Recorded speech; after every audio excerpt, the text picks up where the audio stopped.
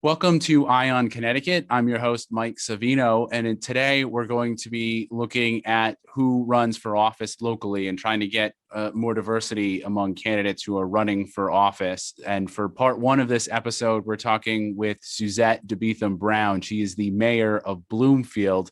Suzette, thanks for joining me. Thank you for having me. So Suzette, just to help our listeners get acquainted, how long have you been mayor and what prompted you to run in the first place? So I'm in my second term, in my fourth year. I never thought that I would run for public office. I've always served, whether it's my church or my town. Before running for office, I served on committees. I was the chairperson for the Community Awareness Task Force. My husband and I are the chaplains for the Bloomfield Police Department. But about 3 years ago, almost 4 now, we were talking about Trayvon Martin. We were talking about racial profiling of African-American young men. I am a mom, proud mother of 2 wonderful daughters and 1 amazing son. So I started lending my voice to those conversations, the importance of looking, at everything through an equity lens, making sure that we're not being adversely affected because of the color of our skin, especially for our Black boys. And so I would have any meeting that I was a part of, I would definitely amplify that message. I was asked to be a part of a slate, and I first said no. And then after thinking about it, after being asked again, I said yes. But one of the things that I thought was going to be easy was asking the then incumbents to mentor some of the people that were running for office. Give us a couple seats, let us run on your ticket so that we can bring in the new, celebrating the, what is, and having some training. And they said no. They did not want anything to change. They believed that they had the right to be there because they served so long. One person said to me, power is never given, it's always taken. And so there was a slate of 6, and there was a primary. We thought we would have gotten a couple seats during the primary. We got all 6 Democratic seats during the primary. And that's what started me here. And you said, prior to that, you hadn't considered running. Being a Black woman, was that a factor at all, that you did not see that? You didn't see a lot of politicians, especially on the local level, like yourself, and that did you feel like that was a space for you, or why did you not feel like running? So most of the politicians, as you know, are elderly white men. I've heard of Carrie Saxton Perry. I was really young when Carrie Saxton Perry was in office. But I heard of Veronica Erie Wilson. And she was a friend of my mom. And as you know, she was on the Court of Common Council in Hartford. And I saw her and I was like, wow, she seemed larger than life. But she seemed like she was really servicing her community. And I think it was after the second time I was asked to run for office. And I'm thinking, oh, it's just men, whether it's older white men or African-American men. I didn't see a space, right, for someone like me. But the second time that I was asked and I started to put some thought into it, I remember Carrie Saxton Perry, but Veronica Erie Wilson came so forcefully to my mind. And I'm thinking, wow, if I could be half of the community servant that she is, I think I'd be able to do a good job.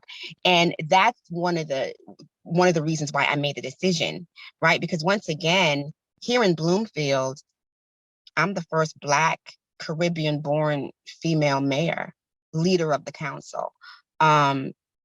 So to envision yourself where you've never really seen yourself is scary.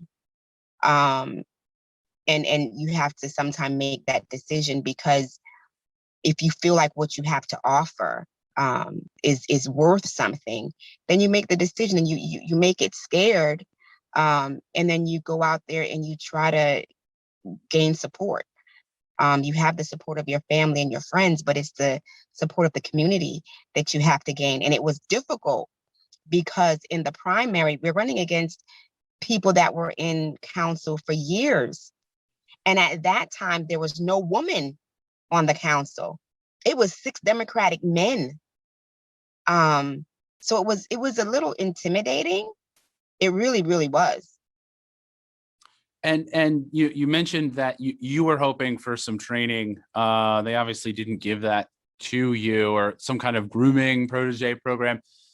How as somebody who of any color who doesn't get into politics, I mean, how scary is that, and how beneficial do you think that would be? I mean, we're going to talk to the Connecticut Conference of Municipalities about their program that they're doing. How beneficial is that to people who've never run before? Suddenly you show them what it's like to not just run, but then what to do once you get in office.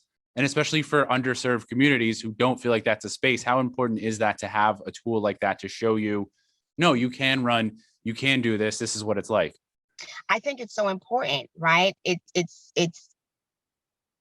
almost saying to someone, here is a gun, right? And I use a gun because there's so much force behind a bullet. And there's a decision that you have to make intentionally, and not showing the person how to use it, right? So there's a couple of things. I believe that the training would have been beneficial. I believe that the acceptance from the incumbents to say, yes, we're open to new leadership would have been great, right? It would have boosted your confidence level. It would have helped in so many ways. But I can tell you that CCM does provide training for elected leaders. Thank goodness. And the training that they provide is so needed. I mean, just like how to conduct a meeting, the FOI laws, something that I had no clue about. I know that I'm passionate about serving my community. I know that, if we had different policies, it would be able to help us as a diverse community. So, all those things. You are excited and you're passionate, but there's so much more that you need to know. You need to know how to run a legal meeting. You need to know the things that you can discuss and the things that you can't discuss in executive session. You need to know what the FOI laws are. There's a lot of things that you need to know that goes beyond passion. And I think training, I think mentoring is so needful and helpful, especially for Black and Brown people who don't believe that they have a space at the table. And I'm sure you anticipate the counter to this would be that, of course, politics is about merit. It's supposed to be about the best candidate wins. There's no legal reasons why Black and Brown candidates can run. So, I mean, what would you say to that? Hey, I mean, they just got to get over that. They got to run, get out there and gain the same experience, the same way a white candidate would. Right. And that's what we did, right? So I would say, do it scared. If you have a passion for your community, and if you have the desire to give voice to people who don't feel like they have voice, to be able to help to set the agenda and not just be on the agenda, if you have that desire for your community, do it. It's time for us to not be so scared anymore. It's scary knocking doors. It's scary asking for money. But if you believe in yourself and you can get the support of your community, do it. Because the community is looking for people to be able to speak on their behalf. And I think that's the important thing. We deserve to be at the table. And what we have to offer is needed and necessary. Take advantage of every program, every training, every conference, and do it. That's just my encouragement. You want to serve your community. You have a servant heart, and start. Maybe on the library board or the Board of Education, if that's where your passion is. Start by volunteering. Start by attending your either your DTC, which is your Democratic Town Committee, or your RTC, your Republican Town Committee. Get some of the information and the experience of politics, right? But don't shortchange yourself and or your community by not throwing yourself in the ring if you have the heart and the passion and the respect for the people. And you listed all of the firsts when you became mayor, and I know we've been talking about race, but let's not again talk, forget about the fact that you were also a woman, trying to break through here. Did you feel pressure when you won that, I'm going to be judged in a way that, a white male mayor may not be judged because we've had a history of white male mayors? Did you feel pressure? I did, right? And not only did I feel the pressure from myself, I felt the pressure from others. I was told that I shouldn't be the face of the town. They didn't like the way I wore my hair. They didn't like my voice. Not only am I a mayor and a public service, I'm also a minister. So those stigmas was thrown at me as well. And not just from residents, but also from colleagues. If I raise my voice, it's me being angry, or me being too aggressive. So I do believe that I am judged differently because I am a woman, because I am a Black woman, because I am a Caribbean born woman. So that also plays into, do I really want to put myself out there like that? And I don't think I thought about that until it actually started happening. When you're being told that, oh, we have to watch you, we have to control you. I'm like, you would have never said that to a man. You'd have never said it to a white man. So why are you saying it to me? And those are the hurtful parts, right? Because being the mayor of Bloomfield is a voluntary position. It's not something that I'm being paid for. And I can tell you, I probably spend more time being the mayor of Bloomfield than I do at my actual job. So when my 9 to 5, 8 to 4 is done, then mayor will take place, and it's a job, So that was hurtful, and it still is. It still is, because I do believe that I'm being judged very unfairly, and they would have never, ever said it or done it to a man, and definitely not a white man.